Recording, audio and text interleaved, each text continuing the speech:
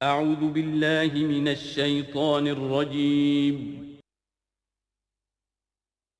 بسم اللہ الرحمن الرحیم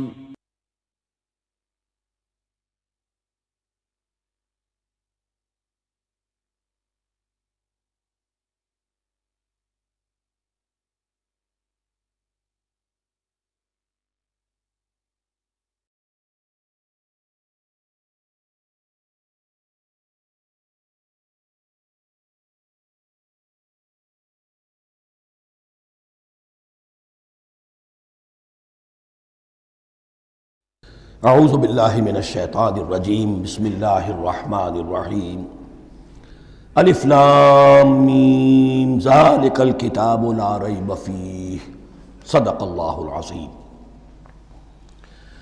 الف لام میم حروف مقطعات ہیں جن کے بارے میں عرض کر چکا ہوں۔ ذالک الکتاب لا ریب فیہ، یہ وہ کتاب ہے اس میں کوئی شک نہیں۔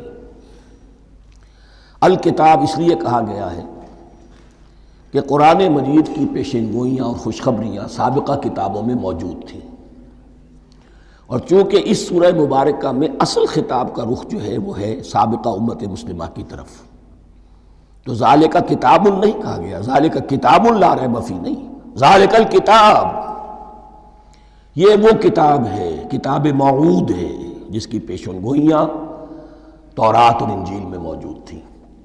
لا ریب فیہ، اس میں کوئی شک نہیں۔ حرف اورا ریب نئے، تبدیل نئے، یہی الفاظ آئے ہیں سورہ سجدہ کے شروع میں بھی، الف لام میم تنزیل الکتاب لا ریب فیہ رب العالمین، لا ریب فیہ من رب العالمین، فیہ ھدی للمتقین۔ فیہ دونوں طرف مل سکتا ہے، لا ریب فیہ اسے معانقہ کہتے ہیں، لا ریب فیہ پڑھیں گے تو ہدن سے شروع کر دیں گے، لا ریب پر ختم کر دیں گے تو فیہ ہدن للمتقین، یہ دونوں معنی درست ہوں گے۔ ہدن للمتقین یہ ہدایت ہے، رہنمائی ہے اہل تقوی میں جو بچنا چاہیں۔ تقوی کا اصل مفہوم سمجھ لیجئے، وقا یقی کسی کو بچانا، تقوی خود بچنا۔ جن لوگوں کے اندر فطرت سلیمہ ہوتی ہے، ان میں اخلاقی حس موجود ہوتی ہے، وہ بری چیز سے بچنا چاہتے ہیں، بھلی کو حاصل کرنا چاہتے ہیں۔ وہ لوگ ہیں کہ جو گویا کہ اس قرآن کا اصل مخاطب ہے، وہی اس سے استفادہ کر سکیں گے۔ الذین یؤمنون بالغیب، اب ان کے کچھ اوصاف، یہ اصل میں بہت زیادہ واضح ہوتا ہے تعویل خاص کے اعتبار سے کہ دیکھ لو درخت کو اپنے پھل سے پہچانتے ہیں، اس قرآن کے پھل موجود ہیں نا، یہ ابو بکر اور عمر اور عثمان اور علی کون ہیں؟ یہ جو مہاجرین آئے ہیں چل کر، مدینے والوں دیکھو یہ کون ہیں، ان کی شخصیتیں کیا ہیں، ان کا کردار کیا ہے، ان کے اوصاف کیا ہے، یہ کس درخت کے پھل ہیں، یہ اس بینہ کے پھل ہیں، یہ اس ذکرہ کے پھل ہیں۔ بینہ رسول من اللہ یتلو صحفا مطہرۃ فیہا کتب قیمہ، یہ اس شجرہ مبارکہ کے پھل ہیں۔ دیکھ لو ان کے کیا شب و روز ہیں، الذین یؤمنون بالغیب، جو غیب پر ایمان رکھتے ہیں۔ تعویل عام کے اعتبار سے اس کا بہت اہم مفہوم ہوگا، جو یہ طے کر لے کہ سوائے مادے کی دنیا کے مجھے اس سے آگے جانا ہی نہیں، unless I can verify۔ آپ کو معلوم ہے کہ میٹیریل جو حقائق ہیں وہ تو آپ ویریفائی کر سکتے ہیں، آنکھ سے دیکھ سکتے ہیں، کان سے سن سکتے ہیں، ویریفائڈ ہیں۔ جو یہ سمجھ لے گا کہ اس کے بیونڈ کچھ نہیں ہے، اس کے لیے قرآن میں کوئی ہدایت نہیں۔ ہدایت قرآنی کا نقطہ آغاز یہ ہے کہ انسان یہ سمجھ لے کہ جو اصل حقیقت ہے وہ مستور ہے، نگاہوں سے چھپی ہوئی ہے۔ سامنے جو کچھ نظر آ رہا ہے، ایک انگلستان کے بہت بڑے فلسفی کی کتاب کا عنوان ہے appearance and reality, reality and appearance, Bradley کی کتاب۔ اپیئرنس جو کچھ نظر آ رہا ہے یہ حقیقت نہیں، حقیقت اس کے پیچھے ہے۔ اور کنفیوشس کا ایک جملہ ہے جو بہت بڑا حکیم اور فلسفی تھا، چین کا بہت بڑا حکیم اور فلسفی، اور ہو سکتا ہے کہ نبی ہو، واللہ عالم، ہم کہہ نہیں سکتے۔ اس کی تعلیم بڑی اخلاقی تعلیم ہے، اور اس کا جملہ سنیے، یہ یؤمنون بالغیب کی اس سے زیادہ صحیح تشریح ممکن نہیں ہے۔ There are certain things, there's nothing more real than what cannot be seen. And there's nothing more certain than what cannot be heard. وہ حقائق جو آنکھوں سے نہیں دیکھے جا سکتے اور کانوں سے نہیں سنے جا سکتے، ان سے زیادہ یقینی اور واقعی حقائق اور کوئی نہیں. There's nothing more real than what cannot be seen, and there's nothing more certain than what cannot be heard. الذین یؤمنون بالغیب ویقیمون الصلاۃ، نماز قائم کرتے ہیں. ومما رزقناہم ينفقون، اور جو کچھ ہم نے انہیں دیا ہے اس میں سے خرچ کرتے ہیں، خیر میں، بھلائی میں، نیکی میں، ابناء نو کی حاجات کو رفع کرنے میں، لوگوں کی تکلیفیں دور کرنے میں، خود اللہ کے لیے، اللہ کی رضا جوئی کے لیے، اللہ کو قرض حسنہ دیتے ہوئے. والذین یؤمنون بما انزل الیک وما انزل من قبلک، اور وہ کہ جو ایمان رکھتے ہیں اس پر بھی جو آپ پر نازل کیا گیا ہے محمد صلی اللہ علیہ وسلم، اور اس پر بھی کہ جو آپ سے پہلے نازل کیا گیا. یہ بہت اہم الفاظ ہیں، اس لیے کہ عام طور پر آج کل ہمارے ہاں یہ خیال پھیلا ہوا ہے کہ یہ تورات اور انجیل کے پڑھنے کا کوئی فائدہ نہیں، کوئی ضرورت نہیں. کوئی ضرورت نہیں کی حد تک تو شاید بات صحیح ہو، لیکن کوئی فائدہ نہیں، یہ بالکل غلط ہے. یہ ابتدا ہے قرآن کی، اور کس قدر اہتمام کے ساتھ کہا جا رہا ہے. ایمان صرف قرآن پر نہیں، اس پر بھی کہ جو اس سے پہلے نازل کیا گیا. اور سورہ نساء کی آیت، اور سورہ نساء نازل ہوئی ہے کہیں جا کر سن 6 ہجری میں. یا ایھا الذین آمنوا آمنوا باللہ ورسولہ والکتاب الذی نزل علی رسولہ والکتاب الذی انزل من قبل. تو اس سے ایمان جو ہے تورات پر اور انجیل پر اور زبور پر اور صحف ابراہیم پر، اجمالی ایمان کی جو اہمیت ہے اس کو اچھی طرح سمجھ لیجیے. البتہ یہ ہے کہ چونکہ ہم سمجھتے ہیں اور جانتے ہیں کہ ان کتابوں میں تحریف ہو گئی ہے، لہذا ان کتابوں کی کوئی شے قرآن پر حجت نہیں ہوگی. جو چیز قرآن سے ٹکرائے گی ہم اس کو رد کر دیں گے. ان کتابوں کی کسی شے کو دلیل کے طور پر نہیں لائیں گے. لیکن جہاں قرآن مجید کی کسی بات کی نفی نہ ہو رہی ہو تو بہت سے حقائق ہمیں ان کتابوں ہی سے ملتے ہیں. انبیاء کے مابین جو زمانی ترتیب ہے، کرونالوجیکل آرڈر جو ہے، وہ تو ہمیں تورات سے ملتا ہے، قرآن میں تو نہیں. قرآن میں کبھی حضرت نوح کا ذکر بعد میں ہے، حضرت موسیٰ کا پہلے. وہاں تو کسی اور پہلو سے ترتیب آتی ہے، لیکن وہاں ہمیں تاریخ ملتی ہے ابراہیم کی، اسحاق کی، یعقوب کی، انبیاء بنی اسرائیل کی، موسیٰ کی، عیسیٰ کی. یہ ساری چیزیں تو اس کی اہمیت جو ہے اس کو سمجھ لیجئے. والذین یؤمنون بما انزل الیک وما انزل من قبلک وبالآخرۃ ھم یوقنون، آخرت پر وہ یقین رکھتے ہیں. نوٹ کرنے والی بات کیا ہے کہ باقی سب چیزوں کے لیے لفظ ایمان آیا، آخرت کے لیے ایقان. کیوں؟ واقعہ یہ ہے کہ انسان کے عمل کے اعتبار سے سب سے زیادہ مؤثر شے ایمان بالآخرہ ہے. ایمان بالآخرہ ہے تو عمل سیدھا رہے گا کہ ہاں مجھے جواب دہی کرنی ہے، جانا ہے، اٹھنا ہے، اللہ کے حضور حاضری ہے. اگر یہ یقین ہے تو عمل صحیح ہوگا. اس میں کمی ہو گئی تو توحید جو ہے وہ بھی بس ایک عقیدہ، ایک ڈوگما بن کے رہ جائے گی. ایمان بالرسالت بھی بدعات کو جنم دے گا. عید میلاد نبی منا لیجئے، اور کچھ عشقیہ اشعار کہہ دیجئے، نعتیہ اشعار کہہ دیجئے، اللہ اللہ خیر صلی اللہ، یہ ایمان بالرسالت کے مظہر ہوں گے. عمل انسان کا درست ہوتا ہے آخرت کے یقین کے ساتھ. وبالآخرۃ ھم یوقنون، آخرت پر انہی کا یقین ہے، انہی کا یقین ہے. یہ حصر بھی ہے اس اعتبار سے کہ یہودی میں مدعی تھے کہ ہم آخرت پر یقین رکھتے ہیں، یہاں کنٹراسٹ دکھایا جا رہا ہے، آخرت پر یقین رکھنے والے یہ لوگ ہیں. اور تعویل خاص کے اعتبار سے وہ لوگ موجود ہیں تمہاری نگاہوں کے سامنے. 13 برس کی محنت کی کمائی محمد الرسول اللہ صلی اللہ علیہ وسلم کی اس کتاب کی، یتلو علیہم آیاتہ ویزکیہم ویعلمہم الکتاب والحکمہ، اس کا جو نتیجہ ہے وہ تمہارے سامنے. اولئک علی ھدی من ربہم، یہ وہ لوگ ہیں جو اپنے رب کی طرف سے ہدایت پر ہیں.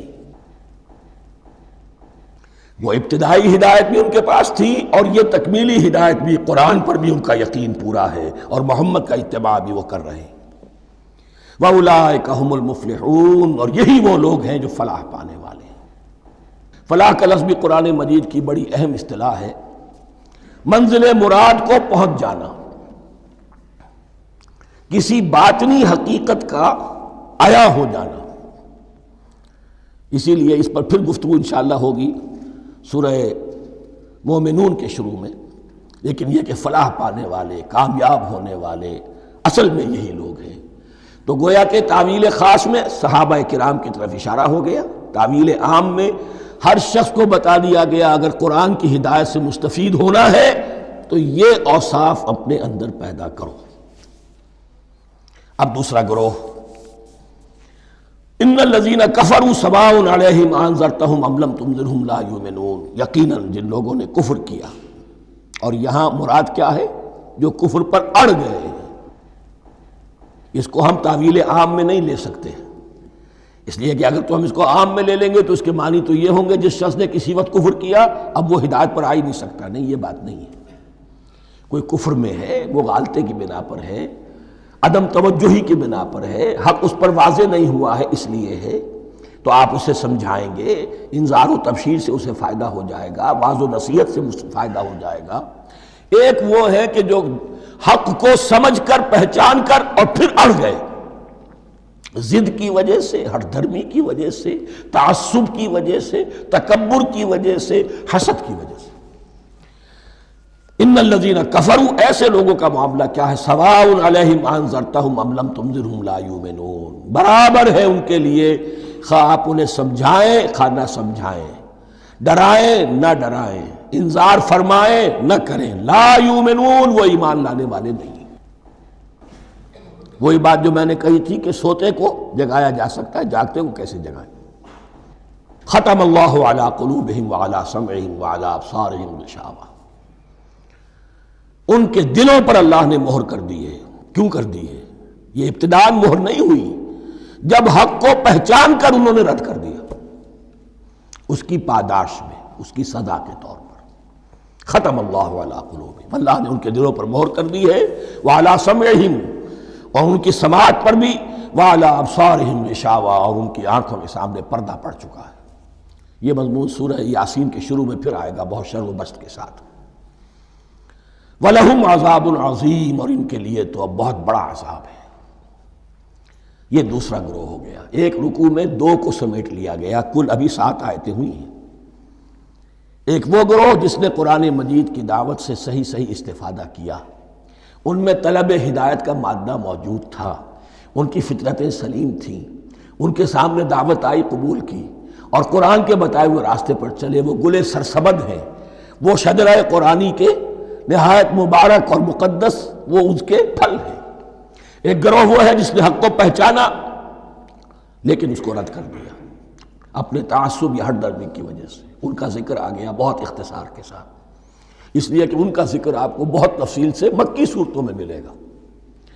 اب آیا تیسرا گروہ، وَمِنَ النَّاسِ، اور لوگوں میں کچھ ایسے بھی ہیں، مَن يَقُولُ آمَنَّا بِاللَّهِ وَبِالْيَوْمِ الْآخِرِ وَمَا هُم بِمُؤْمِنِينَ، جو کہتے تو یہ ہے کہ ہم ایمان رکھتے ہیں اللہ پر بھی اور یوم آخر پر بھی، مگر وہ حقیقت میں مومن نہیں ہے۔ یہاں ایک بات سمجھ لیجئے، اکثر اور بیشتر مفسرین نے اس تیسری کیٹیگری کے بارے میں یہی رائے قائم کی ہے کہ یہ منافقین مذکور ہیں یہاں، اگرچہ لفظ منافق یا لفظ نفاق نہیں آیا یہاں، لیکن مولانا امیر احسن اصلاحی صاحب نے ایک رائے ظاہر کی ہے جو بڑی قیمتی ہے، وہ یہ کہ یہاں ایک کردار کا نقشہ کھینچ دیا گیا ہے۔ غور کرنے والے غور کر لیں، دیکھ لیں، جس پر بھی وہ چسپاں ہو جائے۔ اور بالفعل جب یہ آیات نازل ہو رہی تھیں تو دو طبقات پر یہ کردار نگاری جو ہے، یہ جو شخصیت کا ہیولہ کھینچا جا رہا ہے، وہ دو کے اوپر راست آ رہا تھا۔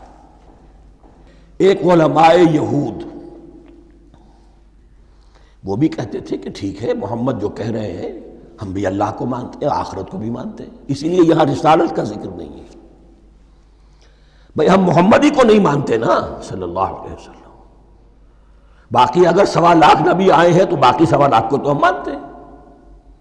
ایک محمد کو نہیں مانا، ایک عیسیٰ کو نہیں مانا، بس۔ تو ہمیں بھی مانا جانا چاہیے کہ ہم بھی مسلمان ہیں۔ ایک یہ ان کی رائے ہے، اور واقعہ یہ ہے کہ یہاں اس طریقے کا تذکرہ ہو رہا ہے کہ جس سے ان کا کردار بھی جھلک رہا ہے، روح سخن ان کی طرف جا رہا ہے۔ مجھے یاد ہے اپنی 10ویں جماعت کے زمانے میں دہلی میں نے دیکھا تھا کہ ناٹ سرکس، وہاں کا ایک بڑی مارکیٹ ہوتی تھی، تو جوتے کی ایک دکان پہ ایک بہت بڑا جوتا لٹکایا ہوا تھا، بہت بڑا، اور لکھا تھا free to home it fits, جس کے پاؤں میں یہ ٹھیک ٹھیک آ جائے وہ لے جائے اس کو۔ تو یہ free to home it fits ہے، ایک کردار ہے۔ اب یہ کردار جس کے اوپر بھی فٹ بیٹھ جائے، ان میں یقیناً زیادہ تو غلبہ یہی ہے جو مفسرین کی رائے ہے، منافقین کا معاملہ جو ہو رہا ہے، لیکن یہ کردار بعین نہیں فٹ بیٹھ رہا ہے یہود کے علماء پر۔ اور یہ بھی نوٹ کر لیجئے کہ جو مدینہ منورہ میں نفاق کا جو پودا پروان چڑھا ہے، بلکہ پودا نہیں کہنا چاہیے، جھاڑ جھکاڑ جو پروان چڑھا ہے، وہ یہودیوں کے زیر اثر، جیسے جنگل کے اندر بڑے بڑے درخت بھی ہوتے ہیں اور اندر جو ہے نیچے جھاڑیاں بھی ہوتی ہیں، تو یہ نفاق کا جھاڑ جھکاڑ جو ہے وہ یہودی علماء کا جو پودا تھا، اور بہت بڑا تھا، اس میں کوئی شک نہیں، اس کے سائے میں پروان چڑھا ہے۔ ان دونوں میں معنوی ربط بھی ہے۔ وَمِنَ النَّاسِ مَن يَقُولُ آمَنَّا بِاللَّهِ وَبِالْيَوْمِ الْآخِرِ وَمَا هُم بِمُؤْمِنِينَ، اور لوگوں میں سے کچھ ایسے بھی ہیں جو کہتے تو یہ ہے کہ ہم ایمان رکھتے ہیں اللہ پر اور یوم آخر پر، لیکن وہ مومن نہیں ہیں۔ يُخَادِعُونَ اللَّهَ وَالَّذِينَ آمَنُوا وَمَا يَخْدَعُونَ إِلَّا أَنفُسَهُمْ، وہ دھوکہ دینے کی کوشش کر رہے ہیں اللہ کو اور اہل ایمان کو۔ دیکھیں یخادعون جو ہے یہ باب مفعلہ ہے، باب مفعلہ میں کشمکش ہوتی ہے، کشاکش ہوتی ہے، لہذا ترجمہ میں نے کیا کوشش کر رہے ہیں۔ وما یخدعون الا انفسهم، یہ ثلاثی مجرد میں آ گیا، اور نہیں دھوکہ دے رہے مگر صرف اپنے آپ کو۔ یہ یقینی ہے اپنے آپ کو تو دھوکہ دے رہے ہو، لیکن یہ کہ اللہ اور اس کے رسول کو اور اللہ اور اہل ایمان کو دھوکہ نہیں دے سکتے۔ سورہ نساء کی آیت نمبر 142 میں یہ کھل کر منافقین کے بارے میں یہی الفاظ آئے ہیں، ان المنافقین یخادعون اللہ وہو خادعہم، یقیناً منافقین جو ہے وہ اللہ کو دھوکہ دینے کی کوشش کر رہے ہیں اور اللہ انہیں دھوکہ دے رہا ہے۔ وما یشعرون، انہیں اس کا شعور نہیں ہے۔ یہ بہت اچھی طرح نوٹ کر لیجئے، منافقین کی بھی اکثریت وہ تھی جنہیں اپنے نفاق کا شعور نہیں تھا، وہ اپنے تئیں سمجھتے تھے اپنے آپ کو مسلمان، وہ کہتے تھے یہ بے وقوف لوگ ہیں، محمد رسول اللہ کے بارے میں کہتے تھے یہ خام خواہ جو ہے انہوں نے لڑائی بھڑائی مول لے لی ہے اہل مکہ کے ساتھ، کیا ضرورت ہے، امن کے ساتھ جو ہے بات کرنی چاہیے۔ وہ سمجھتے تھے کہ ہم خیر خواہ ہیں، ہم بھلی بات کہہ رہے ہیں، یہ بیوقوف لوگ ہیں، دیکھتے نہیں کہ کس سے ٹکرا رہے ہیں، ہاتھ میں اسلحہ نہیں ہے اور لڑائی کے لیے جا رہے ہیں، تو بیوقوف تو یہ ہے۔ لیکن وہ سمجھتے تھے کہ ہم تو بڑے مخلص ہیں، ہم مصلح ہیں۔ تو ما یشعرون بہت ضروری ہے۔ بعض لوگ منافق ایسے بھی تھے کہ جو اسلام میں داخل ہی ہوتے تھے دھوکہ دینے کی خاطر، اور ان پہ پہلے دن سے واضح ہوتا تھا کہ ہم مسلمان نہیں ہیں، ہم نے اسلام کا لبادہ اوڑھا ہے صرف دھوکے کے لیے۔ اس کا ایک ذکر سورہ آل عمران میں آئے گا، لیکن اکثر و بیشتر منافقین دوسری طرح کے تھے جنہیں اپنے نفاق کا شعور حاصل نہیں تھا۔ فی قلوبہم مرض، ان کے دلوں میں ایک روگ ہے، بیماری ہے۔ یہ روگ اور بیماری کیا ہے؟ ایک لفظ میں اس کو تعبیر کیا جائے، کردار کی کمزوری، ویکنس آف کیریکٹر۔ ایک شخص وہ ہوتا ہے کہ جو سمجھتا ہے یہ حق ہے، ہر سے بعد آباد، اب جو ہو سو ہو۔ ایک حق کو حق پہچان کر رد کر دیتا ہے، وہ کافر ہو گیا۔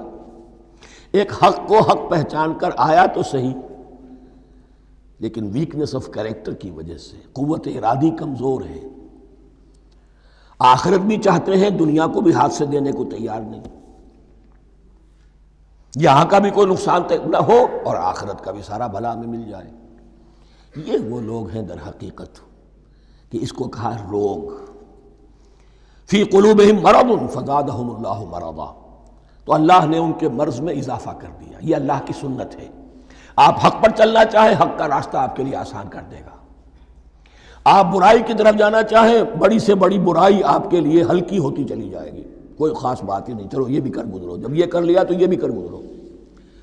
اور اگر آپ بین بین لٹکنا چاہیں تو اللہ اسی پہ چھوڑ دیتا ہے۔ ٹھیک ہے، آپ سمجھتے ہیں ہم کامیاب ہو رہے ہیں، ہم نے مسلمانوں کو بھی دھوکہ دے لیا، وہ ہمیں مسلمان سمجھتے ہیں، اور یہودیوں کو بھی دھوکہ دے لیا، وہ سمجھتے ہیں کہ ہم ان کے ساتھی ہیں، تو سمجھا کامیاب ہو رہے ہیں، حقیقت میں کامیابی نہیں۔ فی قلوبہم مرض فزادہم اللہ مرضا ولہم عذاب علیم بما کانوا یکذبون، اور ان کے لیے تو دردناک عذاب ہے۔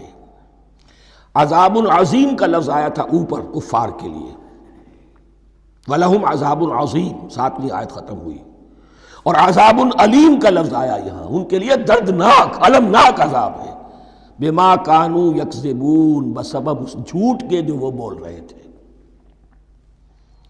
وَإِذَا قِيلَ لَهُمْ لَا تُفْسِدُوا فِي الْأَرْضِ، اور جب ان سے کہا جاتا تھا مت فساد کرو زمین میں، مراد کیا ہے اس سے؟ کہ جب محمد کو مان لیا کہ اللہ کے رسول ہیں، اب ٹھیک ٹھیک پیروی کرو، ان کے پیچھے چلو، ان کا حکم ہے تو جنگ کے لیے نکلو، ان کی طرف سے تقاضا آتا ہے مال پیش کرو، اور اگر تم اس سے کتراتے ہو تو فساد مچا رہے ہیں، جماعتی زندگی کے اندر فتنہ اور فساد پیدا کر رہے ہیں۔ وَإِذَا قِيلَ لَهُمْ لَا تُفْسِدُوا فِي الْأَرْضِ قَالُوا إِنَّمَا نَحْنُ مُصْلِحُونَ، وہ کہتے تھے نہیں ہم تو صلح کرانے والے ہیں، اصلاح کرنے والے ہیں، ہم چاہتے ہیں لڑنا بھیڑنا کوئی اچھی بات نہیں ہے، ٹکراؤ تصادم یہ کوئی اچھے کام تھوڑا ہی ہے، بس ٹھنڈے ٹھنڈے دعوت دیتے رہو، جو چاہے قبول کر لے، جو چاہے رد کر دے۔ خام خواہ یہ ٹکرانا اور یہ جنگ کرنا اور اللہ کے دین کو غالب کرنے کے لیے یہ قربانی دو اور یہ مصیبت جھیلو اور یہ مشقت برداشت کرو اور یہ چیز چھوڑو اور یہ ترک کرو، یہ کاہے کے لیے؟ وَإِذَا قِيلَ لَهُمْ لَا تُفْسِدُوا فِي الْأَرْضِ قَالُوا إِنَّمَا نَحْنُ مُصْلِحُونَ أَلَا إِنَّهُمْ هُمُ الْمُفْسِدُونَ وَلَٰكِن لَا يَشْعُرُونَ، آگاہ ہو جاؤ کہ وہی ہے مفسد، فساد پھیلانے والے۔ اس لیے کہ محمد رسول اللہ کی دعوت ہے زمین میں اصلاح کے لیے، اس اصلاح کے لیے کچھ آپریشن کرنا پڑے گا۔ مریض اس درجے کو پہنچ چکا ہے کہ آپریشن کے بغیر اس کی شفا نہیں ہوگی، اب اگر تم اس کے راستے میں رکاوٹ بنتے ہو تو در حقیقت تم فساد مچا رہے ہو، لیکن تمہیں اس کا شعور نہیں۔ الا انہم ہم المفسدون ولکن لا یشعرون، پھر دیکھیے نوٹ کیجئے، شعور نہیں ہے۔ شعوری نفاق اور شے ہے، غیر شعوری نفاق ہے کہ جس کا یہ سارا تذکرہ ہو رہا ہے۔ وَإِذَا قِيلَ لَهُمْ آمِنُوا كَمَا آمَنَ النَّاسُ، اور جب ان سے کہا جاتا ہے ایمان لاؤ جیسے دوسرے لوگ ایمان لائے ہیں۔ آخر دیکھو دوسرے یہ اہل ایمان ہیں، جب بلاوا آتا ہے فوراً لبیک حاضر ہوتے، جو بھی ہو۔ یہ تم جو ہے آخر تم نے اور روش اختیار کی۔ وَإِذَا قِيلَ لَهُمْ آمِنُوا كَمَا آمَنَ النَّاسُ قَالُوا أَنُؤْمِنُ كَمَا آمَنَ السُّفَهَاءُ، وہ کہتے ہیں کہ کیا ہم ایمان لائے جیسے یہ بے وقوف لوگ ایمان لائے؟ انہیں تو اپنے نفع کی فکر، نہ نقصان کی فکر، نہ خطرات کا کوئی خیال، نہ اندیشوں کا کوئی گمان، جان جائے مال جائے، اولاد کو چھوڑ دیں، گھر بار چھوڑ کے آ گئے ہیں، ان سے بڑے بے وقوف کون ہوں گے؟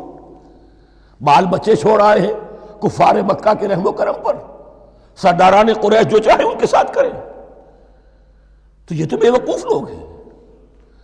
آج کل آپ کہتے ہیں ایسے ہی لوگوں کو فینیٹکس ہیں، یہ فینیٹکس ہیں۔ دیکھ بھال کر چلنا چاہیے، دائیں بائیں دیکھ کر چلنا چاہیے، نفع نقصان کا خیال کر کے چلنا چاہیے، چاہے حق ہے ٹھیک ہے، لیکن بہرحال اپنی مصلحتوں کو بھی اور اپنی اہل و عیال کی مصلحتوں کو بھی دیکھنا چاہیے۔ یہ لوگ تو معلوم ہوتا ہے کہ بالکل دیوانے ہو گئے، فینیٹکس ہو گئے۔ وَإِذَا قِيلَ لَهُمْ آمِنُوا كَمَا آمَنَ النَّاسُ قَالُوا أَنُؤْمِنُ كَمَا آمَنَ السُّفَهَاءُ أَلَا إِنَّهُمْ هُمُ السُّفَهَاءُ وَلَٰكِن لَا يَعْلَمُونَ، آگاہ ہو جاؤ کہ وہی بے وقوف ہیں لیکن انہیں علم نہیں ہے۔ وہ صادق الایمان جو ایمان کی ہر تقاضے کو پورا کرنے کے لیے ہر وقت حاضر ہیں، ان سے بڑا عقل مند کوئی نہیں، ان سے بڑا سمجھدار کوئی نہیں۔ انہوں نے یہ جان لیا ہے کہ اصل زندگی آخرت کی زندگی ہے، یہ نہیں ہے، یہ تو عارضی ہے، کل نہیں آج ختم ہو جائے، آج نہیں ابھی ختم ہو جائے، کیا فرق پڑے گا؟ جانا تو ہے، اب نہیں تو کل، کل نہیں تو پرسوں، جانا تو ہے۔ تو عقل تو ان کے اندر ہے۔ الا انہم هم السفہاء ولکن لا یعلمون واذا لقوا الذین آمنوا قالوا آمنا، اور جب یہ ملتے ہیں ان سے جو اہل ایمان ہیں تو کہتے ہیں ہم بھی ایمان رکھتے ہیں۔ اب یہ ان دونوں پر آئے گا۔ عام جو یہودی تھے وہ بھی کہتے تھے کہ ہم بھی تو آخر اللہ کو مانتے ہیں، آخرت کو مانتے ہیں، اور منافق تو تھے ہی جو رسول کو بھی مانتے تھے۔ وَإِذَا خَلَوْا إِلَىٰ شَيَاطِينِهِمْ، اور جب یہ اپنے شیطانوں کے پاس خلوت میں ہوتے ہیں، اور یہاں شیاطین سے مراد ہیں اہل کتاب یہود کے علماء، ان کے سردار، یا عبداللہ ابن ابی جو منافقین مدینہ کا سردار تھا۔ اگر وہ کبھی ملامت کرتا تھا، دیکھو تم تو معلوم ہوتا ہے بالکل مسلمانوں میں شامل ہی ہو گئے پوری طرح سے، تمہیں کیا ہو گیا، تم ہر بات مان رہے ہو۔ اب انہیں یہ کچھ نہ کچھ اپنی وفاداری کا یقین دلانے کے لیے کہنا پڑتا تھا، نہیں ہم انہیں بیوقوف بنا رہے ہیں، ہم ان سے ذرا تمسخر کر رہے ہیں، ہم ہیں آپ کے ساتھ ہی، آپ فکر نہ کریں۔ اسی لیے یہ دو منہا ہونا، نفق کہتے ہیں سرنگ کو جس کے دو دروازے ہوتے ہیں، باقی زیر زمین ہے۔ نافقہ گوہ کا بل ہے کہ دو دروازے رکھتا ہے، دو اس کے منہ رکھتا ہے کہ ادھر سے اگر کتا داخل ہو جائے شکار کے لیے تو ادھر سے نکل بھاگے، ادھر سے آئے تو ادھر سے نکل بھاگے۔ تو دو منہا انسان، یہ در حقیقت جس کو پھر سورہ نساء میں کہا گیا لا الہ ہؤلاء ولا الہ ہؤلاء، نہ ادھر کے ہیں نہ ادھر کے، مذبذبین بین ذالک، اس کے درمیان مذبذب ہو کر رہ گئے۔ یہ شیطان کا لفظ یہاں سمجھ لیجئے کہ اس کے دو رائے ہیں کہ یہ شطنہ سے بنا ہے یا شات سے بنا ہے، شین الف توئے یا شین تو نون۔ شطنہ کے معنی تباعدا، کو بہت دور ہو گیا، دور ہو گیا۔ شیطان سے مراد جو اللہ کی رحمت سے بہت دور ہو گیا۔ اور شاتا یشیتو کے معنی ہے احترق غضبا وحسدا، کوئی شخص غصے اور حسد کے اندر جل رہا ہو، وہ شاتا یشیتو ہے۔ اس سے فعلان کے وزن پر، رحمان کے وزن پر، غضبان کے وزن پر شیطان، یعنی وہ کہ جو حسد اور غضب کی آگ میں جل رہا ہے۔ تو یہ ایک تو شیطان وہ ہے کہ جو جنات میں سے ہے، جس کا نام عزازیل تھا پہلے، اب ہم اسے ابلیس کے نام سے جانتے ہیں، وہ ایک شیطان ہے، جنی ہے۔ پھر یہ کہ جو بھی اس کے پیروکار ہیں دنیا میں، انسانوں میں سے ہوں یا جنات میں سے ہوں، وہ بھی شیاطین ہیں۔ اسی طرح اہل کفر، اہل زیغ کے جو بڑے بڑے سردار ہوتے ہیں، ان کو بھی شیطان سے تعبیر کیا گیا۔ وَإِذَا خَلَوْا إِلَىٰ شَيَاطِينِهِمْ قَالُوا إِنَّا مَعَكُمْ، اور جب وہ خلوت میں ہوتے ہیں، علیحدگی میں ہوتے ہیں اپنے شیاطین کے پاس، سرداروں کے پاس، کہتے ہیں ہم تو آپ کے ساتھ ہیں، انما نحن مستہزئون، یہ تو ہم ان مسلمانوں کو بیوقوف بنا رہے ہیں، ان سے استہزاء کر رہے ہیں، تمسخر کر رہے ہیں۔ ہم تمسخر میں کہہ دیتے ہیں کہ ہم بھی آپ کے ساتھ ہیں، آمنا۔ اللہ یستہزئ بہم ویمدہم فی طغیانہم یعمہون، حقیقت کیا ہے کہ اللہ ان کا مذاق اڑا رہا ہے اور ان کو ڈھیل دے رہا ہے کہ وہ اپنے عقل کے اندھے پن میں بڑھتے چلے جائیں۔ اللہ تعالیٰ جیسا میں نے عرض کیا رسی دراز کرتا ہے، کوئی شخص غلط راستے پر جانا ہے تو جاؤ بھائی، فوراً تو نہیں پکڑتا، اگر فوراً پکڑ لے تو سیدھا ہو جائے گا، چلتے جائے، جہاں جانا چاہتے ہو جاؤ۔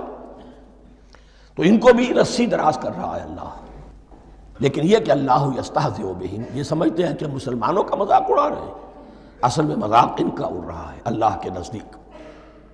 وَيَمُدُّهُمْ فِي طُغْيَانِهِمْ يَعْمَهُونَ، اب یہاں ذرا نوٹ کر لیجئے، یہ دو لفظ آئیں گے، عین میم اور ہا، امہ ہے کے ساتھ، ایک ہے عین میم اور یا، امج، تو عین اور میم تو مشترک ہے یا آخر میں فرق ہوگا، عین میم اور ہا ہوگا، اس کے معنی عقل کا اندھا، دل کا اندھا، آنکھیں تو ہے لیکن دل کا اندھا ہے، عقل کا اندھا ہے۔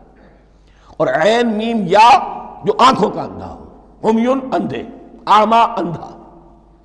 تو یہاں فرمایا انا معکم انما نحن مستہزئون، اللہ یستہزئ بہم ویمدہم فی طغیانہم یعمہون، اللہ ان کو اس جو ان کی عقل کے اندھے پن میں جو یہ بڑھتے چلے جا رہے ہیں، اللہ بھی ان کی رسی دراز کر رہا ہے تاکہ یہ جہاں تک جانا چاہتے چلے جائیں۔ اولئک الذین اشتروا الضلالۃ بالہدی، یہ وہ لوگ ہیں کہ جنہوں نے ہدایت کے عوض گمراہی خرید لی ہے۔ دیکھیے بڑا پیارا انداز ہے یہ، ایک شخص کے سامنے دونوں آپشنز تھے، ایک نے گمراہی کو چھوڑا، ہدایت لے لی، چاہے قیمت دینی پڑی، تکلیفیں اٹھانی پڑی، آزمائشوں میں سے گزرنا پڑا، قربانیاں دینی پڑی، ہدایت لی۔ اور ایک شخص نے ہدایت دے کر گمراہی لے لی، آسانی تو ہو گئی، فوری تکلیف سے تو بچ گئے، لا الہ الا ولا الہ الا، دونوں طرف سے اپنے آپ کو بچا لیا۔ لیکن حقیقت میں سب سے زیادہ گھاٹے کا سودا یہی ہے، اولئک الذین اشتروا الضلالۃ بالہدی، ہدایت دے کر اور ضلالت خرید لی ہے، فما ربحت تجارتہم، تو ان کی تجارت ان کے حق میں ہرگز مفید نہیں ہوئی۔ اب یہاں بھی دیکھیے، را با اور ہے ہا، ربحا، اس کے معنی نفع، صحیح نفع، جائز نفع۔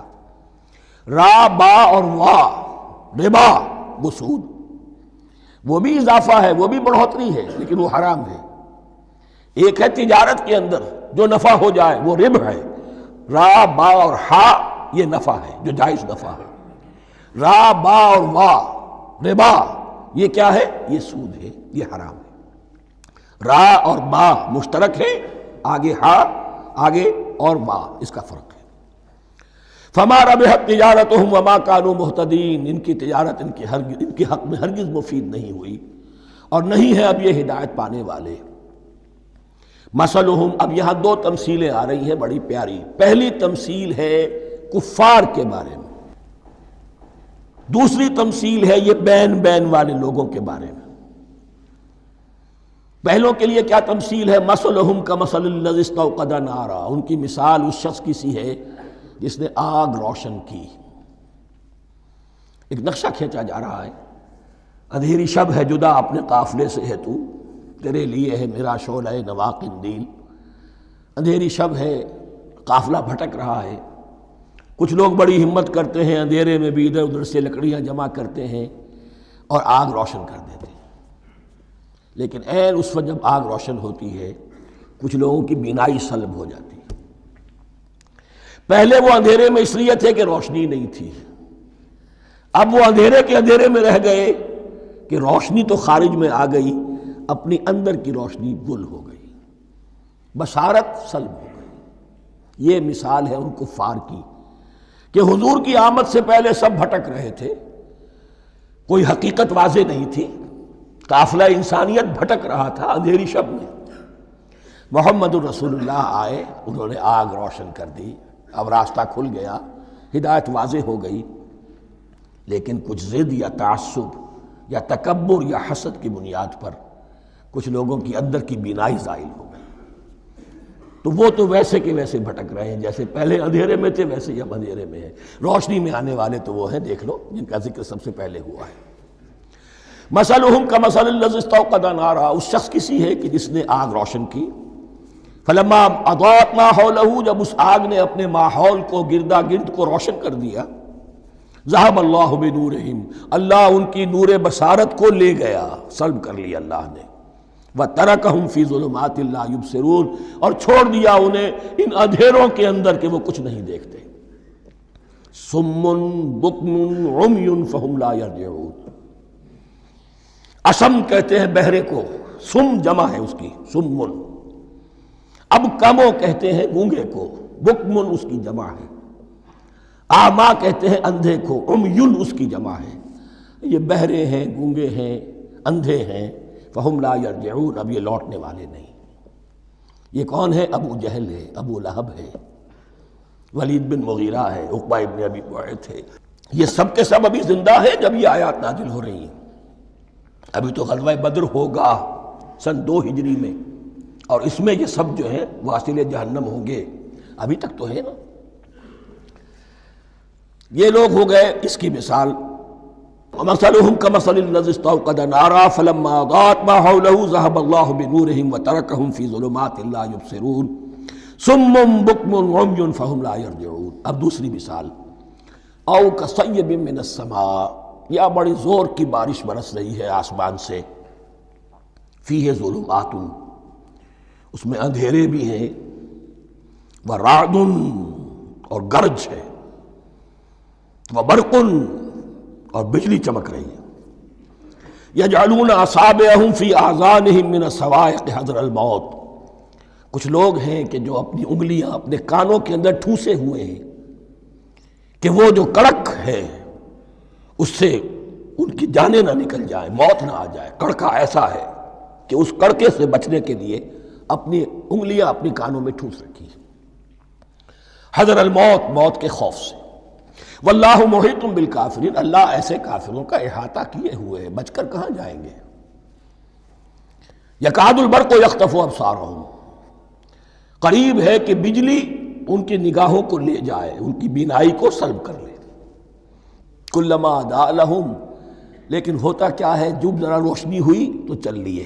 مشوا فیہ، بجلی چمکی، کچھ نظر آ گیا دائیں بائیں تو کچھ تھوڑا سا چل لیے۔ وَإِذَا أَظْلَمَ عَلَيْهِمْ، اور جب تاریکی ان پر طاری ہو گئی، قاموا، کھڑے کے کھڑے رہ گئے۔ یہ نقشہ ہے ان کا کہ ایک طرف بارش ہو رہی ہے، قرآن مجید ہے، آسمان سے نازل ہو رہا ہے، یہ ماہ مبارکہ ہے، یہ کتاب مبارکن ہے، لیکن یہ کہ اس کے ساتھ کڑکے ہیں، گرج ہے، کفر سے مقابلہ ہے، کفر کی طرف سے دھمکیاں ہیں، اندیشے ہیں، خطرات ہیں، امتحانات ہیں، آزمائشیں ہیں۔ ذرا کہیں حالات کچھ بہتر ہوئے، کچھ جسے بریدنگ سپیس کہتے ہیں ملی، تو تھوڑا سا چل لیے، ہم بھی مسلمان ہیں، کوئی خاص موقع نہیں ہے، کسی جنگ کے لیے بلایا نہیں جا رہا ہے، تو بڑھ چڑھ کے باتیں کر رہے ہیں، اپنے ایمان کا اظہار بھی کر رہے ہیں۔ جیسے ہی کوئی آزمائش آئی، قاموا، ٹھٹک کر کھڑے کے کھڑے رہ گئے۔ وَلَوْ شَاءَ اللَّهُ لَذَهَبَ بِسَمْعِهِمْ وَأَبْصَارِهِمْ، اللہ چاہتا تو ان کی سماعت اور بصارت کو بھی سلب کر لیتا، لیکن اللہ کا قانون یہی ہے، جو جہاں رہنا چاہے اس نے آزادی ارادہ دی ہے انسان کو۔ تم اگر مومن صادق بن کر رہنا چاہتے ہو، اس کو آسان کر دے گا تمہارے لیے۔ تم نے اپنے تعصب کی وجہ سے، اپنے تکبر کی وجہ سے کفر کا راستہ اختیار کیا، اللہ اسی کو کھول دے گا۔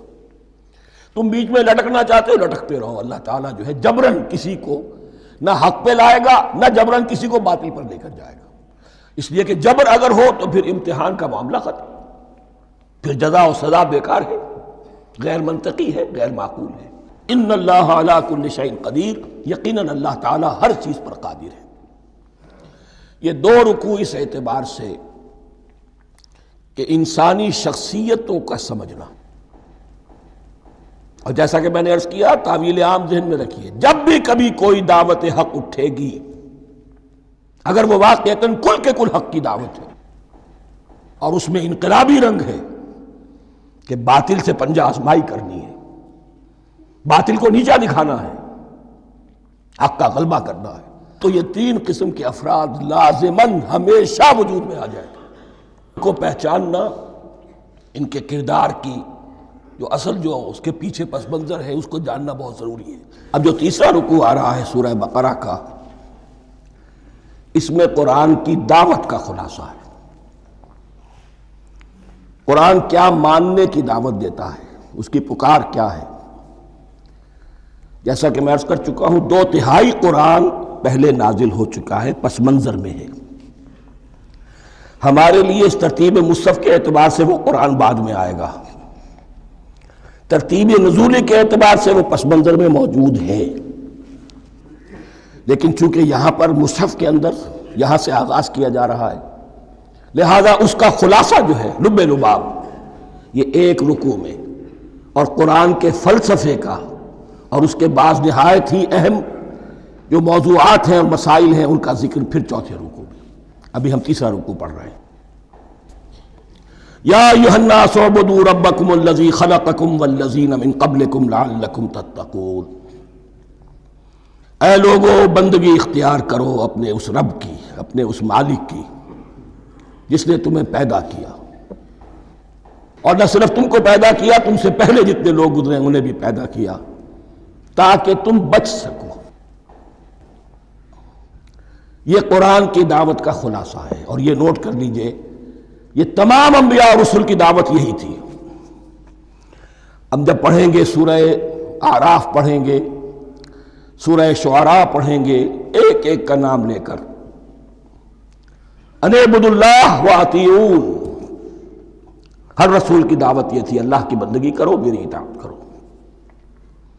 یا قوم اعبدوا اللہ ما لکم من الہ غیرہ، اے میری قوم کے لوگوں اللہ کی بندگی کرو، تمہارا کوئی الہ اور معبود اس کے سوا نہیں ہے۔ پھر عضو قرآن یہی عبادت رب انسان کی تخلیق کی غایت ہے، وما خلقت الجن والانس الا لیعبدون، ہم نے جنوں اور انسانوں کو پیدا ہی صرف اس لیے کیا ہے کہ ہماری بندگی کریں۔ لیکن یہاں ایک فرق بہت بڑا ہے، تمام رسولوں کی دعوت یہی ہے، محمد الرسول اللہ کی بھی یہی ہے، لیکن بڑا فرق کیا ہے؟ باقی تمام رسولوں کی دعوت آپ کو ملے گی یا قوم، اے میری قوم کے لوگوں، یہاں ہے یا ایھا الناس، اے بنی آدم، اے بنی نوع انسان۔ معلوم ہوا کہ تمام رسول حضور سے پہلے صرف اپنی اپنی قوموں کی طرف آئے ہیں، پہلے اور آخری اور کامل رسول ہیں اللہ کے محمد صلی اللہ علیہ وسلم، جن کی دعوت آفاقی ہے۔ یا ایھا الناس، یا قوم نہیں، یا ایھا الناس اعبدوا ربکم الذی خلقکم والذین من قبلکم۔ اس میں دلیل بھی آ گئی کہ عام طور پر لوگ جو ہے غلط راستے پر اس دلیل سے جمے رہتے ہیں کہ ہمارے آباء و اجداد کا راستہ یہی تھا۔ تو بھائی جیسے تم مخلوق ہو ایسے ہی وہ بھی تو مخلوق تھے، جیسے تم خطا کر سکتے ہو وہ بھی تو خطا کر سکتے تھے۔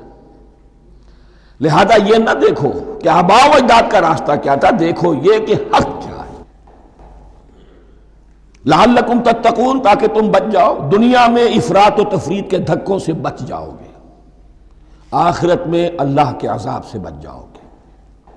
ان دونوں سے اگر بچنا ہے تو اللہ کی بندگی کی روش اختیار کرو۔ اچھا کس رب کی؟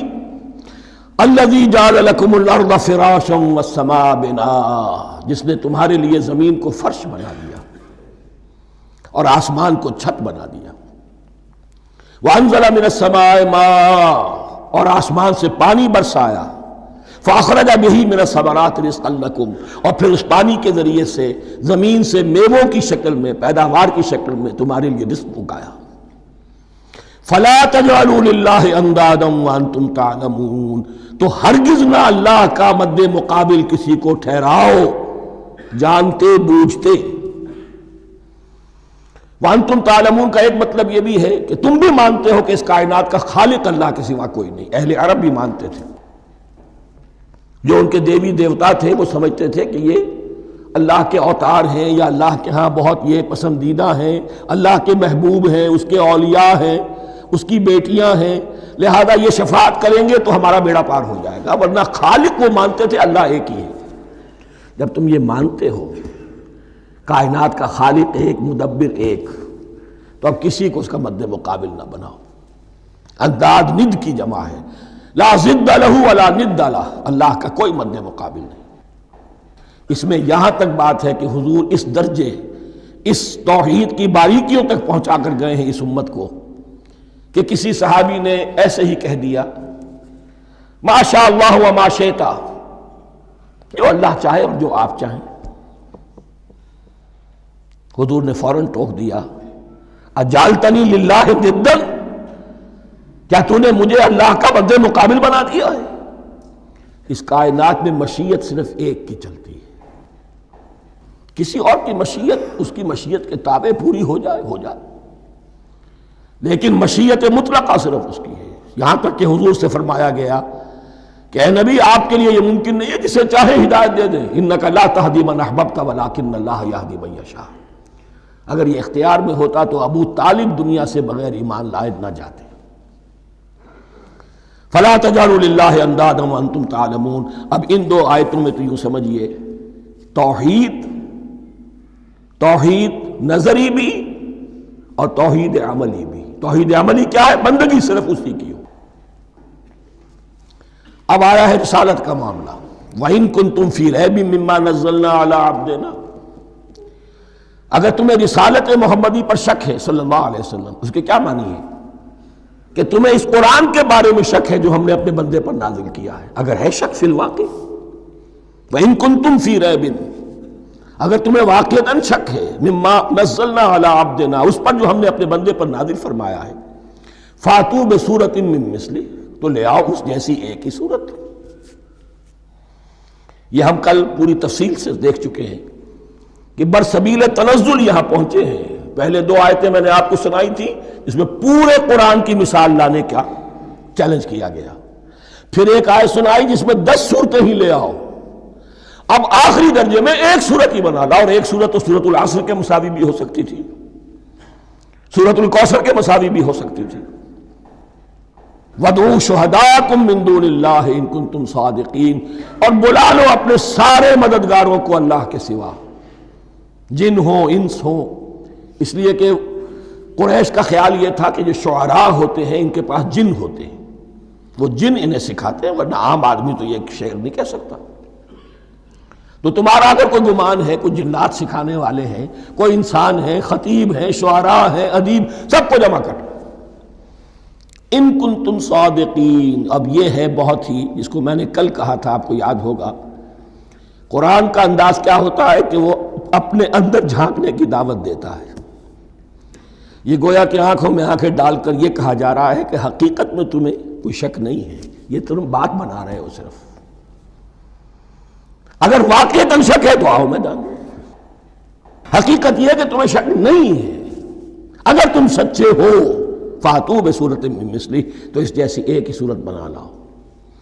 فإن لم تفعلوا، اب ذرا انداز دیکھیے تحدی کا اور چیلنج کا. پھر اگر تم یہ نہ کر پاؤ، وَلَن تَفْعَلُوا، اور ہرگز نہیں کر سکو گے. یہ چیلنج کون دے سکتا ہے؟ اللہ کے سوا کوئی نہیں دے سکتا. یہ انداز کسی کتاب کا نہیں ہے. ذَلِكَ الْكِتَابُ لَا رَيْبَ فِيهِ، یہ کسی کا نہیں ہے. فَإِن لَمْ تَفْعَلُوا وَلَن تَفْعَلُوا، پھر اگر تم نہ کر پاؤ اور تم ہرگز نہیں کر پاؤ گے، فَاتَّقُوا النَّارَ الَّتِي وَقُودُهَا النَّاسُ وَالْحِجَارَةُ، تو ڈرو اس آگ سے جس کا ایندھن بنیں گے انسان اور پتھر.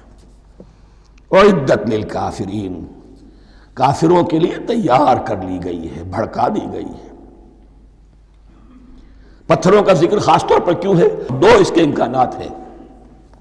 آپ کو معلوم ہے کہ وہ جو پتھر کا کوئلہ ہوتا ہے اس کی آگ بڑی سخت ہوتی تھی، عام جو ہمارا یہ لکڑی کا کوئلہ ہوتا ہے اس کے مقابلے میں. اور دوسرے یہ بھی کہ چونکہ انہوں نے جو معبود تراش رکھے تھے وہ پتھر کے ہوتے تھے، تمہارے ساتھ ہی تمہارے ان معبودوں کو بھی جھونکا جائے گا اور وہ بھی جلیں گے، تاکہ تمہاری حسرت کے اندر اضافہ ہو. ان سے ہم دعائیں مانگا کرتے تھے، ان کے سامنے ماتھے ٹیکتے تھے، ان کے سامنے ڈنڈوت کرتے تھے، ان کو چڑھاوے چڑھاتے تھے. اب یہاں گویا کہ ایمان باللہ، توحید، ایمان بالرسالت اور ایمان بالآخرت. فاتقوا النار التي وقودها الناس والحجارة اعدت للكافرین وبشر الذین آمنوا وعملوا الصالحات، اور بشارت دے دیجئے اے نبی ان لوگوں کو کہ جو ایمان لائے اور جنہوں نے نیک عمل کیے. ان لہم جنات تجری من تحتها الانہار، کہ ان کے لیے وہ باغات ہیں کہ جن کے دامن میں ندیاں بہتی ہوں گی. لفظی ترجمہ ہوگا جن کے نیچے ندیاں بہتی ہوں گی. مراد اس سے کیا ہے؟ عام فطری باغ وہ ہوتے تھے کہ جس میں ذرا اونچائی پر جو ہے درخت لگے ہوئے ہیں اور دامن میں ندی بہہ رہی ہے، تو اس سے خود بخود جو ہے وہ اریگیشن، نیچرل اریگیشن ہو رہی ہے، درختوں کے جڑوں تک پانی پہنچ رہا ہے. بہرحال ترجمہ آپ لفظی کریں، ان کے نیچے ندیاں بہتی ہوں گی یا یہ کہ جن کے دامن میں ندیاں بہتی ہوں گی. کلما رزقوا منہا من ثمرۃ رزقا، جب بھی کبھی انہیں دیا جائے گا کوئی پھل رزق کے طور پر کھانے کے لیے جنت میں، قالوا ھذا الذی رزقنا من قبل، وہ کہیں گے یہ تو وہی شے ہے جو ہمیں پہلے بھی ملتی تھی. اس کا ایک مفہوم یہ ہے، یہ جو نزل ہے، ابتدائی جو ہے دعوت ہے، ابتدائی ضیافت جو ہوگی اس میں وہی چیزیں کہ جو معروف ہے، جانی پہچانی ہے. یہ رمان، یہ دیکھیے یہ انار آ رہا ہے خوبصورت، یہ انگور ہے خوبصورت، یہ نخیل ہے، یہ نخل ہے، یہ رطب ہے، لیکن ذائقے کے کوئی نسبت و تناسب بھی نہیں ہوگا. وہ کہیں گے یہ وہی شے ہے جو ہمیں پہلے ملتی تھی. وَأُتُوا بِهِ مُتَشَابِهًا، مشابہ تو ہوگی وہ، لیکن ان کے ذائقے میں زمین و آسمان کا فرق ہوگا. اور ایک یہ بھی مفہوم لیا گیا کہ آخرت میں جنت میں بھی وہی میوے ملتے رہیں گے، لیکن ان کا ذائقہ بدلتا رہے گا. شکل وہ ہوگی لیکن ذائقہ وہ نہیں رہے گا کہ جس سے انسان کی بھی طبیعت بڑھ جاتی ہے ایک ہی شے کو کھاتے ہوئے. وَلَهُمْ فِيهَا أَزْوَاجٌ مُطَهَّرَةٌ، اور ان کے لیے ہوں گے اس میں بہت ہی پاک باز، نہایت پاک کی ہوئی بیویاں ہوں گی. ازواج مطہرۃ وہم فیہا خالدون، اور اس میں رہیں گے ہمیشہ ہمیشہ۔ یہ تو تین جو اصول ہیں دین کے دعوت ایمان، توحید اور رسالت اور معاد، ایمان باللہ، ایمان بالرسول، ایمان بالآخرہ۔ اب ذرا کچھ ضمنی مسائل ہیں کہ جو بعض کفار کی طرف سے، بعض معتزلین کی طرف سے پیش ہوتے تھے، وہ کبھی بھی اس چیلنج کا مقابلہ تو نہ کر سکے، میدان میں تو نہ آ سکے۔ یہ بالکل ایسی بات ہے جیسے کسی مصور کی تصویر پر اعتراض کرنے والے تو بہت تھے۔ جب کہا گیا کہ ذرا یہ لیجئے قلم، اس کو ٹھیک کر دیجئے، یہ برش آپ کے ہاتھ میں دیتا ہوں، اب سب پیچھے ہٹ گئے۔ تو کوئی صورت قرآن کے مقابلے میں لانا وہ تو ان کے لیے ممکن نہیں تھی، لیکن ادھر ادھر سے اعتراضات کرنے کے لیے جو زبانیں کھلتی تھی ان میں سے ایک اعتراض نقل کیا جا رہا ہے۔ وہ یہ تھا کہ وہ کہتے تھے کہ قرآن مجید میں مکھی کی تشبیہ آئی ہے، یہ تو بڑی حقیر سی شے ہے، اعلیٰ کلام ہو اور اعلیٰ متکلم ہو وہ ایسی حقیر چیزوں کا تذکرہ نہیں کرتا۔ بیت العنکبوت، مکڑی کا بھی ذکر ہے قرآن میں، اتنی حقیر شے کا، یہ کوئی اعلیٰ کلام نہیں۔ اس کا جواب دیا جا رہا ہے کہ اصل میں کہیں تشبیہ بیان کرنی ہے، تمثیل بیان کرنی ہے، تو دیکھنا یہ کہ جس شے کے لیے تشبیہ دی جا رہی ہے اس کی مناسبت والی شے ہو۔ شے کوئی بہت حقیر ہے تو کسی عظمت والی شے سے آخر کیسے تشبیہ دی جائے گی؟ وہ تو کسی حقیر شے سے ہی تشبیہ دی جائے گی، تو جو اصل مقصد ہے تشبیہ کا وہ پورا ہوگا۔ ان اللہ لا یستحیی ان یضرب مثلا ما بعوضۃ فما فوقہا، اللہ تعالیٰ کو تو اس میں کوئی جھجک نہیں ہے، کوئی شرم نہیں ہے کہ وہ مچھر کی مثال بیان کرے، تو اس سے اوپر، اب یا فوقہا میں دونوں معنی ہو جائیں گے، یعنی کمتر اور حقیر ہونے میں اس سے بھی بڑھ کر، یا یہ کہ اس سے اوپر کی کوئی شے، اس کی مثال دینے میں اللہ کو کوئی جھجک نہیں، اس لیے کہ مکھی بھی بہرحال مچھر سے تو ذرا بڑی شے ہے۔ اس معنی میں بھی ہو سکتا ہے فوقہا، اور فوقہا اس معنی میں بھی کہ اس سے بھی حقیر ہونے میں اس سے بھی بڑھ کر۔ فَأَمَّا الَّذِينَ آمَنُوا فَيَعْلَمُونَ أَنَّهُ الْحَقُّ مِنْ رَبِّهِمْ، تو جو لوگ صاحب ایمان ہیں وہ جان لیتے ہیں کہ یہ حق ہے ہمارے رب کی طرف سے۔ وَأَمَّا الَّذِينَ كَفَرُوا، اور جنہوں نے کفر کیا ہے، فَيَقُولُونَ مَاذَا أَرَادَ اللَّهُ بِهَذَا مَثَلًا، یہ کیا مثال اللہ نے دی، کیا ارادہ ہوا اللہ کا اس مثال کے ذریعے سے؟ ناک منہ چڑھا رہے ہیں، اعتراض کر رہے ہیں۔ اب جو آ رہا ہے اگلا جملہ وہ ہے بہت اہم، یضل بہ کثیرا ویہدی بہ کثیرا، اسی کے ذریعے سے اللہ بہتوں کو ہدایت دیتا ہے اور اسی کے ذریعے سے بہتوں کو گمراہ کرتا۔ معلوم ہوا کہ ہدایت اور گمراہی، اور ہدایت اور ضلالت انسان کی سبجیکٹو کنڈیشن کے اوپر دار و مدار ہے اس کا۔ آپ کے دل میں خیر ہے، بھلائی ہے، نیت صحیح ہے، طلب ہدایت، طلب علم، اس میں آپ سچے ہیں، آپ کو ہدایت مل جائے گی۔ دل میں زیغ ہے، کجی ہے، نیت میں ٹیڑھ ہے، فساد ہے، تو اسی کے ذریعے سے اللہ آپ کی گمراہی میں اضافہ کر دے گا۔ یضل بہ کثیرا ویہدی بہ کثیرا، لیکن اللہ کا یہ کسی کو ہدایت دینا اور کسی کو ضلالت دینا علل ٹپ نہیں ہے، کسی قاعدے اور قانون کے بغیر نہیں ہے۔ وما یضل بہ الا الفاسقین، نہیں گمراہ کرتا وہ اس کے ذریعے سے مگر صرف سرکش لوگوں کو، جن میں سرکشی ہے، تعلی ہے، تکبر ہے، اور ان کے اوصاف کیا ہے؟ الذین ینقضون عہد اللہ من بعد میثاقہ، جو توڑ دیتے ہیں اللہ کے ساتھ کیے ہوئے عہد کو۔ اور سب سے بڑا عہد یہ سورہ اعراف میں چل کر آئے گا، عہد الست۔ عالم ارواح میں ہم عہد الست کر کے آئے، الست بربکم قالوا بلا، کیا میں ہی نہیں ہوں تمہارا رب؟ تمام ارواح نے، میں بھی تھا، آپ بھی تھے، سب تھے، کل انسان، جتنے انسان دنیا میں آج تک آ چکے ہیں وہ بھی تھے، اور جو آنے ہیں ابھی قیامت تک وہ بھی تھے، لیکن تھے صرف ارواح کی شکل میں، جسم نہیں تھے۔ اور یہ میں آپ کو بتا چکا ہوں، مکمل وجود ہے انسان کا روحانی وجود۔ اولاً تخلیق اس کی ہوئی تھی، اسی سے آگے چل کر ایک بہت فلسفے کا بہت گہرا مضمون آ رہا ہے آگے چل کر۔ وہ جو عہد الست بربکم قالوا بلا، انہوں نے اس عہد کو توڑا، اللہ کو اپنا مالک اور خالق اور اپنا حاکم جاننے کی بجائے خود حاکم بن کر بیٹھ گئے۔ الیس لی ملک مصر، کیا مصر کی بادشاہی میری نہیں ہے؟ I am the sovereign. We are sovereign. Popular sovereignty. بغاوت، سرکشی، فاسق۔ وَمَا يُضِلُّ بِهِ إِلَّا الْفَاسِقِينَ الَّذِينَ يَنقُضُونَ عَهْدَ اللَّهِ مِن بَعْدِ مِيثَاقِهِ وَيَقْطَعُونَ مَا أَمَرَ اللَّهُ بِهِ أَن يُوصَلَ، اور کاٹتے ہیں وہ چیز جسے اللہ نے جوڑنے کا حکم دیا ہے۔ اللہ نے صلہ رحمی کا حکم دیا ہے، یہ قطع رحمی کرتے ہیں مال کی طلب میں۔ بھائی بھائی کو ختم کرتا ہے اس کے مال کو ہتھیانے کے لیے، اپنی ذاتی اغراض کے لیے تمام اخلاقی حدود جو ہے انسان پس و پیش ڈال دیتا ہے، اپنا تکبر، اپنے لیے تعلی۔ الذین، آپ دیکھیے نوٹ کیجئے، اس میں ہماری شریعت کا فلسفہ یہ ہے، ایک تعلق ہے اللہ کا بندے کے ساتھ، حقوق اللہ، ایک ہے بندوں کا بندوں کے ساتھ، حقوق العباد۔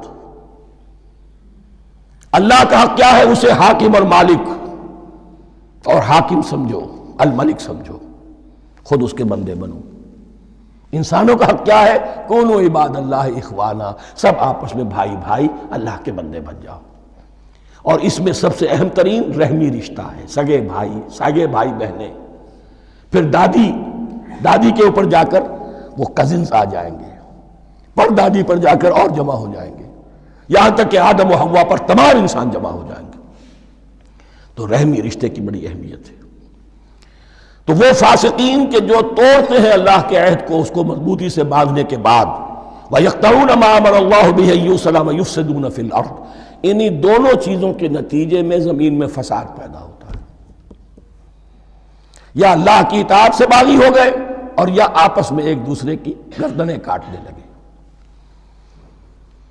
اولئک ھم الخاسرون، یہی لوگ ہیں جو بالآخر خسارے میں، آخری اور دائمی خسارے میں رہنے والے ہیں۔ کیف تکفرون باللہ وکنتم امواتا، تم کیسے کفر کرتے ہو اللہ کا؟ بڑا پیارا انداز ہے۔ وکنتم امواتا، تم مردہ تھے، فاحیاکم، تمہیں زندہ کیا، ثم یمیتکم، پھر تمہیں مارے گا، ثم یحییکم، پھر جلائے گا، ثم الیہ ترجعون، پھر تم اس کی طرف لوٹا دیے جاؤ گے۔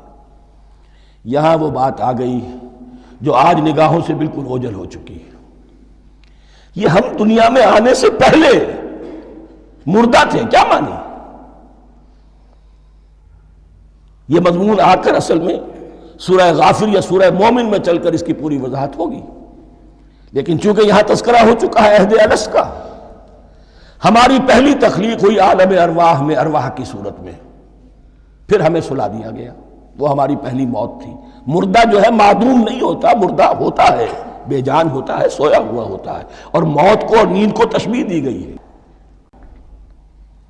پھر ہمیں اس جسد کے ساتھ یہاں زندہ کیا گیا، پھر موت طاری ہوگی، پھر ہمیں زندہ کیا جائے گا۔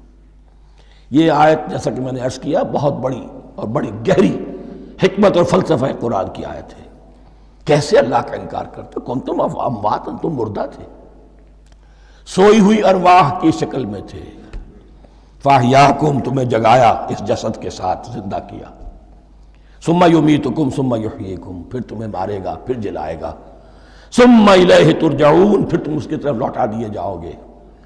اور اب اس کے بعد جو آخری آیت ہے، هو الذی خلق لکم ما فی الارض جمیعا، اس نے تمہارے لیے بنایا ہے جو کچھ بھی زمین میں ہے۔ اس میں خلافت کا مضمون آ گیا۔ حدیث میں آتا ہے انما الدنیا خلقت لکم وانتم خلقتم للآخرہ، یہ دنیا تمہارے لیے بنائی گئی ہے، تم آخرت کے لیے بنائے گئے ہو۔ هو الذی خلق لکم ما فی الارض جمیعا، اس لیے کہ اگلی آیت پھر آ رہی ہے خلافت کی آیت۔ سارا کچھ زمین میں یہ بستر جو بچھایا اور یہ کائنات کو، زمین کو سجایا تمہاری خلافت کے لیے۔ ثم استوى الى السماء فسواهن سبع سماوات، پھر وہ متوجہ ہوا آسمانوں کی طرف اور انہیں 7 آسمانوں کی شکل میں بنا دیا۔ جیسا کہ میں کل عرض کر چکا ہوں، یہ تاحال ابھی یہ آیات متشابہات میں سے ہے۔ 7 آسمانوں کی کیا حقیقت ہے ہم اس سے ابھی پورے طور سے واقف نہیں۔ وَهُوَ بِكُلِّ شَيْءٍ عَلِيمٌ، اور اسے ہر شے کا علم حقیقی حاصل ہے۔ بارک اللہ لی ولکم فی القرآن العظیم ونفعنی وإیاکم بالآیات والذکر الحکیم۔